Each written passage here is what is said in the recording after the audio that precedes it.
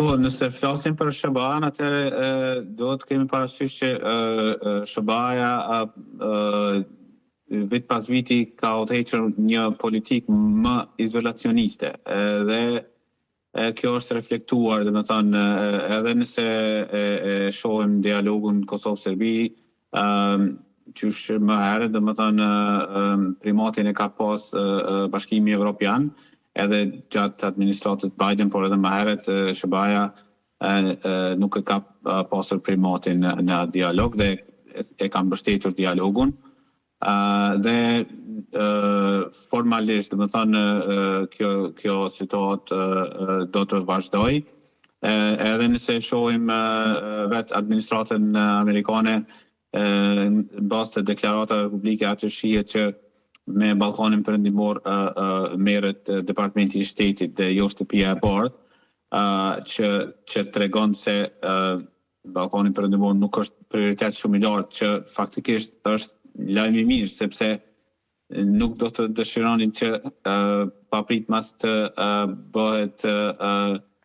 prioritet më i lartë Ballkani Perëndimor apo Kosova në një periudhë kur kemi të bëjmë me luftra siç është Ukraina apo Gaza apo lufta mes Iranit dhe Izraelit apo edhe konflikti që pa mes Indisë dhe Pakistanit, kështu që është mirë që Ballkani Perëndimor nuk është në lajme çdo ditë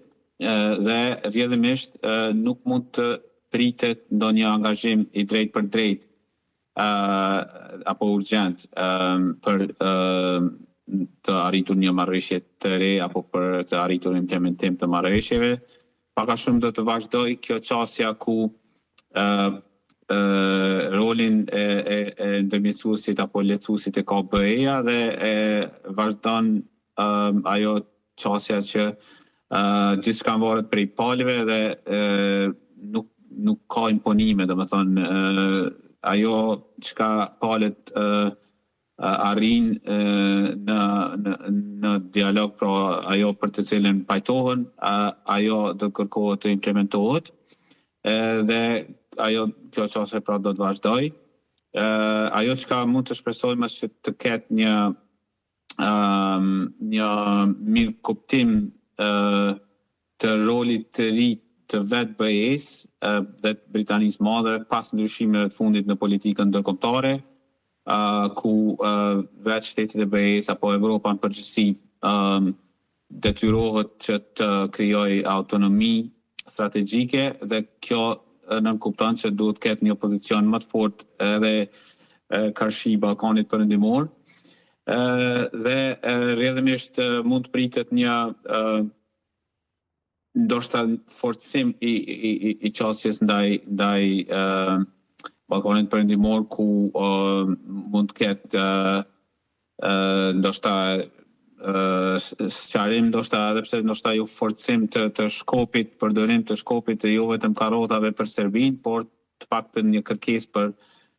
të kristalizuar qëndrimet, për të pasur një politikë më pro-perëndimore të Serbisë dhe ndoshta mund të ketë një kërkesë më të fortë për implementim të marrëveshjeve. Kjo është ajo që mund të shpresohet. Faleminderit.